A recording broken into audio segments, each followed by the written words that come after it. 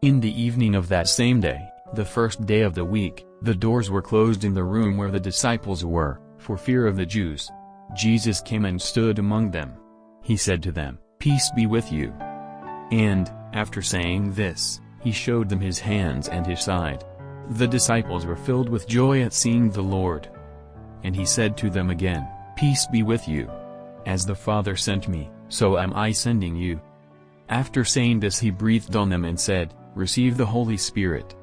If you forgive anyone's sins, they are forgiven. If you retain anyone's sins, they are retained."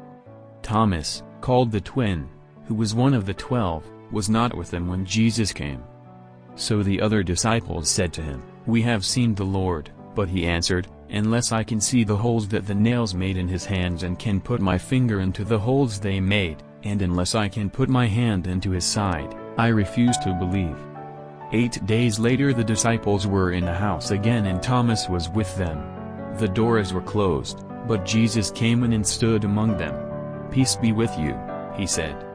Then he spoke to Thomas, "Put your finger here, look, here are my hands. Give me your hand, put it into my side. Do not be unbelieving anymore but believe." Thomas replied, "My Lord and my God." Jesus said to him, "You believe because you can see me. Blessed are those who have not seen and yet believe."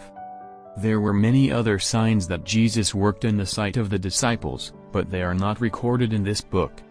These are recorded so that you may believe that Jesus is the Christ, the Son of God, and that believing this you may have life through his name.